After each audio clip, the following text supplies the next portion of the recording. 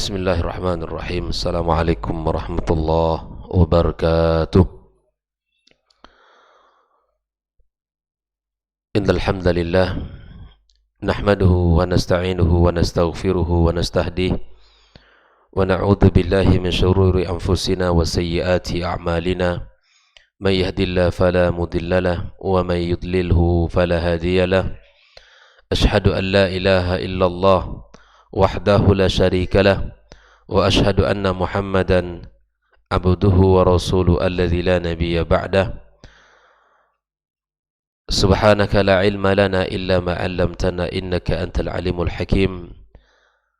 Allahumma bika asbahna wa bika amsayna wa bika nahya wa bika namut wa ilayka an-nushur.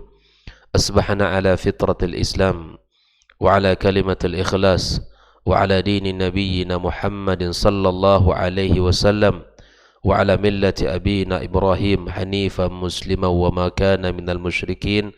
Amma ba'd. Ma'asyiral hadirin wal hadirat minal muslimin wal muslimat rahimakumullah. Alhamdulillah, puji dan syukur marilah senantiasa kita ucapkan kepada Allah Subhanahu wa taala atas segala nikmat dan limpahan karunia yang Allah berikan kepada kita. Pagi ini kembali Allah pertemukan kita di majlis yang mulia ini, di rumah Allah Subhanahu wa taala yang merupakan sebaik-baik tempat di muka bumi. Kita duduk setelah kita melaksanakan ibadah salat fardu subuh, kemudian kita duduk sejenak di dalam majlis ilmu ini, membekali diri kita membaca hadis-hadis Rasulullah sallallahu alaihi wasallam. Semoga menjadi penerang dalam hidup kita, penyemangat di dalam beramal, serta kita menjadi orang-orang yang cinta kepada sunnah-sunnah Rasulullah sallallahu alaihi wasallam. Dan kita buktikan dengan bentuk aplikasi perbuatan dalam keseharian kita.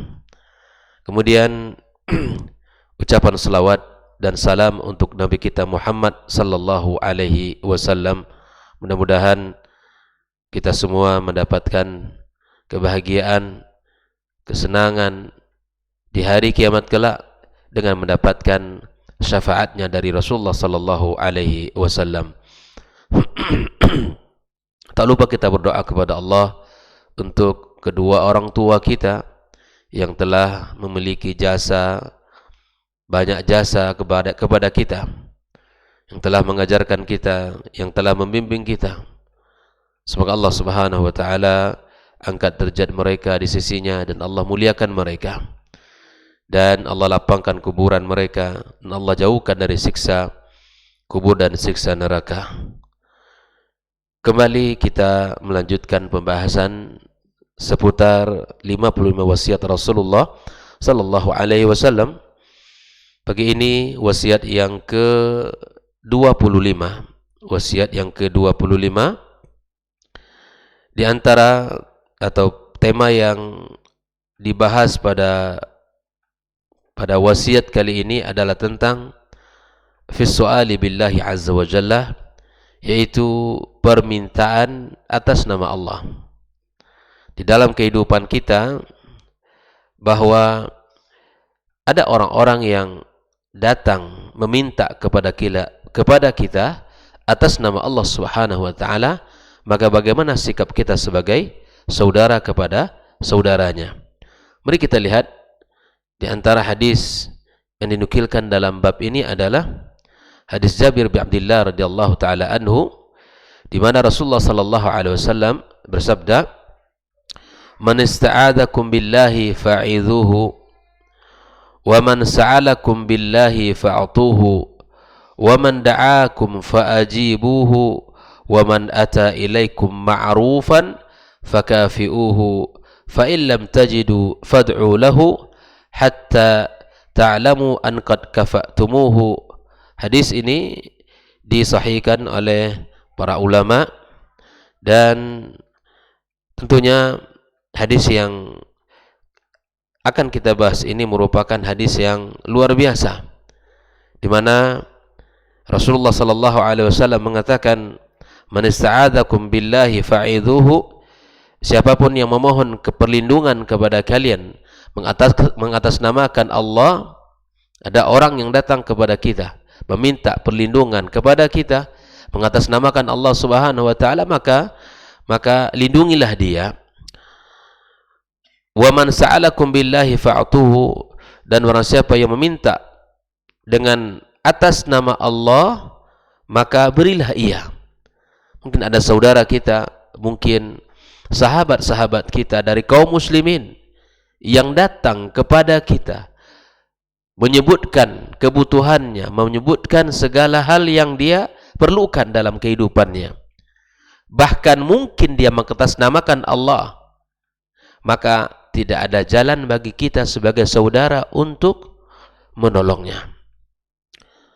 Dan barang siapa yang berbuat baik kepada kalian, maka balaslah kebaikannya. Dan jika kalian tidak mampu, maka doakanlah dia. Jika kita tidak mampu membalas kebaikan yang telah diberikan kepada kita, maka doakanlah.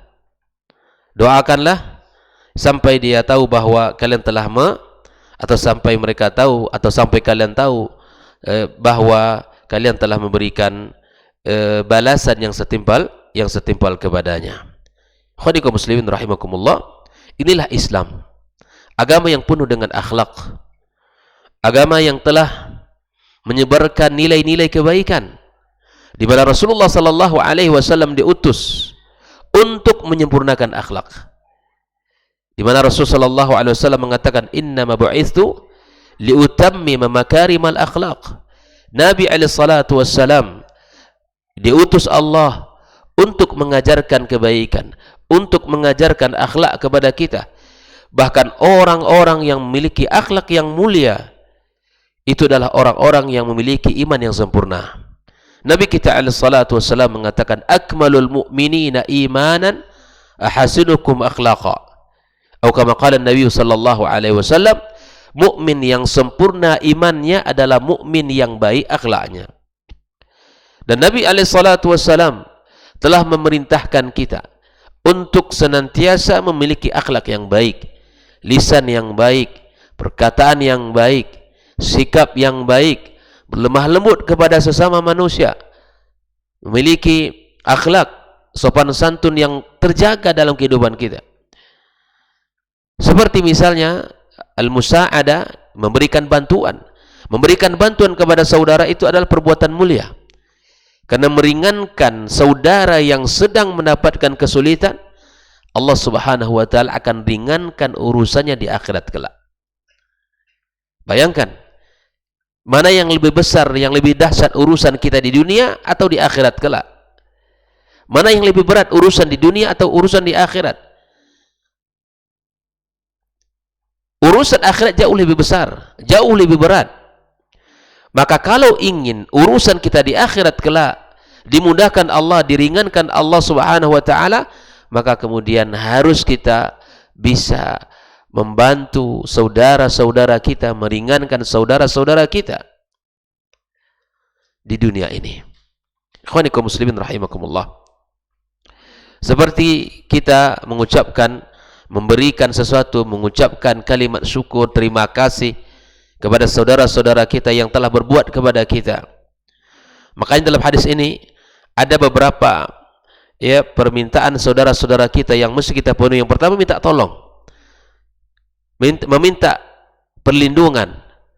Saudara kita minta perlindungan, maka kita wajib melindunginya. Yang kedua, saudara kita minta bantuan, maka kita wajib membantunya. Dan saudara kita melakukan kebaikan kepada kita, maka wajib untuk membalasnya. Dan saudara kita yang mengundang kita, maka kemudian kita wajib untuk menghadiri undangannya. Inilah agama yang mulia, agama Islam, yang mana Allah Subhanahu wa taala di dalam bab memberikan balasan kepada saudara yang telah berbuat baik, di antara perintah Allah Subhanahu wa taala, wa idza huyitum bi tahiyyatin fahayyu bi ahsana minha aw rudduha innallaha ala kulli syai'in hasiba. Ini ketika kita bisa lakukan, berikan balasan yang terbaik kepada saudara kita yang telah melakukan kebaikan itu kepada kita.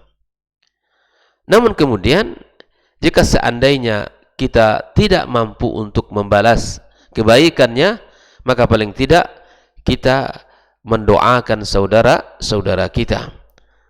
Maka di sini kata para ulama disebutkan ya, di antara bentuk wa man ata ilaikum ma'rufan, barang siapa yang berbuat baik kepada kalian, fakafi'uhu fa illam tajidu fad'u lahu, balas kebaikan orang dengan kebaikan. Kalau kita tidak bisa membalas dengan apa yang dia berikan kepada kita, maka kata Rasul sallallahu alaihi wasallam, fad'u lahu, maka doakanlah dia. Artinya apa? Istahidu fid du'a, serius mendoakan dia. Di antara ucapan doa jazakallahu khairan, ucapan terima kasih, kita minta kepada Allah Subhanahu wa taala keberkahan dari apa yang diberikan kepada kita, minta keberkahan hidup, minta keberkahan dari anak-anaknya, minta keberkahan dari rezekinya, minta keberkahan dari segala apa yang dia lakukan keseharian. Kita minta kepada Allah Subhanahu wa taala. Wa kullu hadha murtabitun bil qudrah wal istita'ah wa 'adam al i'anati al ithim. Inilah hadis yang pertama yang mana Rasul sallallahu alaihi wasallam menyebutkan kepada kita, jika ada orang minta perlindungan kepada kalian atas nama Allah, maka lindungilah dia. Yang barang siapa yang minta pertolongan kepada kalian, maka berilah dia. Barang siapa yang mengundang kalian, maka penuhilah undangannya. Dan barang siapa yang melakukan kepada kalian kebaikan, maka balaslah kebaikannya. Jika kalian tidak mampu, maka doakanlah dia sampai kalian tahu bahwa kalian telah membalas kebaikannya. Ikhwani kaum muslimin rahimakumullah. Ya, di antara faedah dari hadis yang mulia ini adalah perintah dari Rasulullah sallallahu alaihi wasallam untuk menjaga orang-orang yang telah meminta perlindungan kepada kita dari segala keburukan-keburukan, dengan memberikan pertolongan, dengan memberikan segala bentuk perlindungan yang bisa kita lakukan. Yang kedua adalah sebuah petunjuk dari Nabi kita sallallahu alaihi wasallam agar kita mengucapkan kalimat syukur dan kita berterima kasih kepada orang yang telah membantu kita. Ada beberapa hadis kaum muslimin rahimakumullah, kaum muslimat, yang mirip dengan hadis yang kita bahas pagi ini. Yang pertama adalah hadis dari Rasulullah sallallahu alaihi wasallam dari sahabat Nabi yang mulia Jabir bin Abdullah Al-Ansari. Kata Nabi alaihi salatu wassalam, man suni'a ilaihi ma'rufun falyudzi'hu. Barang siapa yang memperoleh kebaikan dari orang lain, maka hendaklah ia membalasnya. Di barang siapa yang memperoleh kebaikan dari orang lain, maka hendaklah dia membalasnya. Fa illam yudzi'hu falyusni alaihi. Jika tidak menemukan sesuatu atau memiliki sesuatu untuk membalas kebaikannya, maka hendaklah dia memuji orang tersebut. Bayangkan, kalau kita tidak memiliki sesuatu untuk membalasnya, maka hendaklah dia memuji orang yang melakukan kebaikan kepadanya. Fa innahu idza asna alaihi faqad syakarah. Sungguh ketika dia telah memujinya, dia telah mensyukurinya. Makanya ucapkanlah setelah orang berbuat baik kepada kita, jazakallahu khairan, atau barakallahu fikum, atau barakallahu fika. Wa in katamahu faqad kafarah. Jika dia menyembunyikan, arti tidak berterima kasih dan tidak memujinya, berarti dia telah mengingkari kebaikan. Subhanallah. Apakah berat lisan kita untuk mengucapkan jazakallah khairan, barakallahu fik? Kalau bisa, tidak bisa, ya terima kasih akhi, telah meringankan ana, yang telah membantu saya, dan seterusnya. Apakah lisan kita tidak mampu untuk mengucapkan itu? Wa man tahalla bima lam yu'ta. Dan barang siapa yang berhias terhadap suatu kebaikan yang tidak ia kerjakan atau miliki, faka'annama labitha thawba zur, seakan-akan dia telah memakai dua helai. Faka'annama labitha thawbai zur, seakan-akan dia telah memakai dua helai pakaian kepalsuan. Hadis yang ketiga atau yang mirip dengan pembahasan kita pagi ini adalah seseorang yang tidak berterima kasih kepada manusia, maka berarti dia tidak bisa bersyukur pada Allah Subhanahu wa taala. Seseorang yang tidak pandai bersyukur kepada manusia atau berterima kasih kepada manusia, berarti dia tidak pandai berterima kasih kepada Allah Subhanahu wa taala.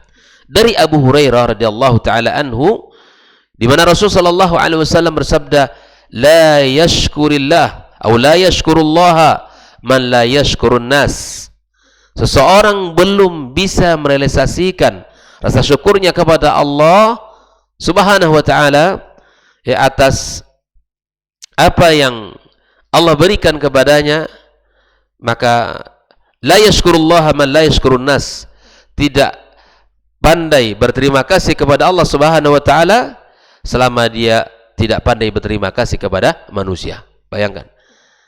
Jadi tunjukkan kepada sesama kita ucapan terima kasih atas segala bantuan dan kebaikan yang diberikan kepadanya. Kalau kita sudah pandai berterima kasih kepada manusia, insya Allah kita juga bisa berterima kasih kepada Allah Subhanahu wa taala. Ikhwani kaum muslimin rahimakumullah. Mari kita renungi hadis-hadis ini agar kita bisa melakukan kebaikan-kebaikan, agar kita bisa membalas kebaikan-kebaikan atau budi orang lain, terutama pada orang tua kita. Nah, orang yang telah memberikan kita banyak kebaikan-kebaikan. Ya, orang yang paling utama untuk kita berikan ucapan terima kasih kita adalah orang tua kita, ibu bapak kita. Maka doakan mereka. Kalau mereka telah tiada, atau seandainya kita memiliki harta lebih, maka kemudian kita harus berikan, nafkahkan, wakafkan, sedekahkan atas nama mereka. Bahkan dalam hadis yang lain, bentuk terima kasih kita kepada orang tua kita di dalam menjaga kebaikan-kebaikan mereka, kita menjalin silaturahim kepada sahabat-sahabat dekat mereka ketika di dunia. Subhanallah, orang tua kita adalah pintu surga bagi kita. Mereka adalah jalan mudah untuk meraih surga Allah Tabaraka wa Ta'ala. Bahkan Nabi SAW mengatakan, raghima anfi rajul, hinalah seseorang, sampai Nabi mengatakan 3 kali, hina dia. Siapa? Man adraka walidayhi, yang bertemu dengan salah satu kedua orang tua, atau man adraka walidayhi, yang bertemu dengan kedua orang tua, au ahadahuma au kilahuma, atau bertemu dengan salah satu dari mereka ini, tapi kemudian dia tidak mampu menjadikan jalannya ke surga dengan mudah, maka Nabi mengatakan orang ini celaka. Bayangkan. Maka berbahagialah kaum muslimin di antara kita dan di antara kita yang hadir ini ataupun yang mendengarkan kajian kita ini yang memiliki orang tua yang masih bersamanya orang tuanya, maka berbahagialah, karena itu adalah pintu surga Allah Subhanahu wa taala, sangat dekat dengan kita. Berbuat baiklah kepada mereka. Jagalah perkataan kita, jaga lisan kita, jaga sikap kita, jaga kemuliaan mereka. Jangan sampai kita orang-orang yang mengecilkan kebesaran mereka, yang mengecilkan kebaikan mereka, yang mengecilkan pengorbanan mereka.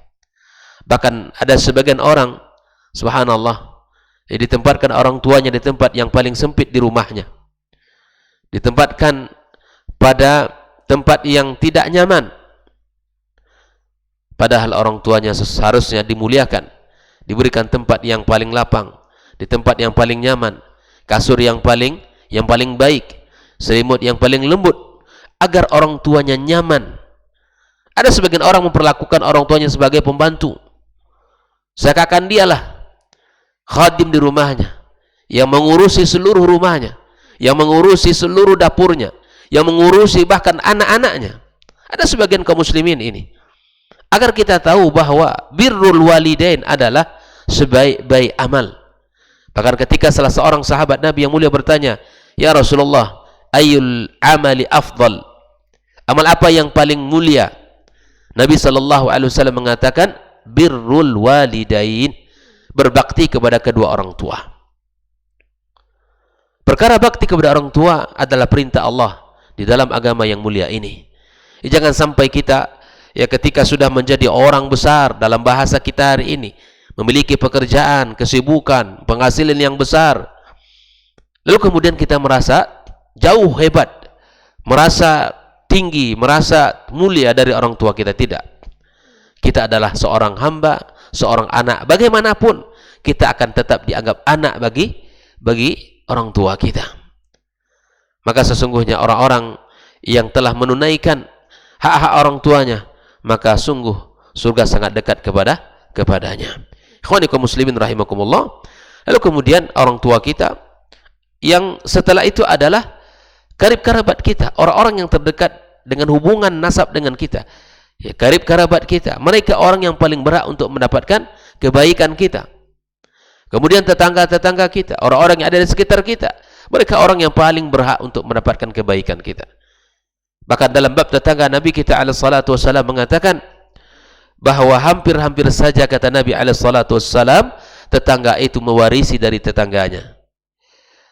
Saking banyaknya wasiat-wasiat ya, yang disampaikan oleh Jibril kepada Rasulullah sallallahu alaihi wasallam, perintah untuk memuliakan tetangganya. Maka Nabi SAW ya mengatakan hal seperti itu. Ikhwani kaum muslimin rahimakumullah. Maka mari kita muliakan tetangga kita, mari kita jaga hak-hak mereka. Jika seandainya ada kelebihan rezeki dari kita, maka kita lebihkan ketika kita masak, maka kemudian kita berikan. Kita berbagi dengan mereka. Kita bantu ketika mereka sulit. Kita ringankan ketika mereka memiliki beban. Inilah ukhuwah Islamiyah. Nah, inilah yang harus kita bangun dalam persatuan umat ini. Tidak kemudian kita menuduh tetangga kita atau melakukan sesuatu yang membuat mereka tidak nyaman dari kita. Padahal Nabi kita sallallahu alaihi wasallam mengatakan, min sa'adatil mar'i, di antara bentuk tanda kebaikan, kebahagiaan seseorang adalah al-jarus salih, yang memiliki tetangga yang saleh. Jadilah kita masing-masing tetangga yang baik bagi tetangganya. Jadilah kita masing-masing menjadi orang yang menyenangkan bagi tetangganya. Karena ketika kita menyenangkan dia, membuat dia nyaman, maka kemudian dia adalah orang yang paling bahagia. Bahkan Nabi kita sallallahu alaihi wasallam ya, bahkan Nabi kita alaihi salatu wasallam mengatakan ketika tetangganya merasakan kelaparan, tapi dia hidup dalam kenyamanan, dia tidur melewati malam dengan penuh kekenyangan, maka dengan penuh ya kepuasan karena dia memiliki apa saja yang dia inginkan, maka ini adalah kedudukan yang sangat tidak baik di sisi Allah Subhanahu wa taala. Maka jadilah orang yang bisa membantu orang lain, karena sesungguhnya membantu orang lain itu adalah membantu dirinya sendiri. Membantu orang lain adalah membantu dirinya sendiri, dan meringankan orang lain sungguh dia meringankan dirinya sendiri di dunia dan di akhirat kelak. Mudah-mudahan hadis-hadis yang sudah kita baca ini bisa kita renungi bersama dan bisa kita jadikan sebagai ya pegangan dalam hidup kita, bahwa ketika ada orang yang minta tolong, maka tolonglah dia. Jika ada orang yang minta perlindungan, maka lindungilah dia. Dan barang siapa yang datang berbuat baik kepada kita, maka balaslah kebaikannya. Jika seandainya kita tidak mampu membalasnya, maka doakanlah dia, karena itu merupakan salah satu bentuk balasan kita atas kebaikan yang telah diberikan kepada kita. Mudah-mudahan Allah Subhanahu wa taala memudahkan kita semua untuk bisa membalas kebaikan orang lain, dan hendaklah kita senantiasa memohon kepada Allah Subhanahu wa taala keberkahan dari hari-hari yang kita lewati dan dari apa yang telah kita lakukan dalam keseharian kita. Minta tolong kepada Allah Subhanahu wa taala atas taufik, atas riayah dan atas ma'unah yang Allah berikan kepada kita. Wallahu taala alam bissawab. Subhanakallahumma bihamdik, asyhadu an la ilaha illa anta, astaghfiruka wa atubu ilaik. Wassalamu alaikum warahmatullahi wabarakatuh.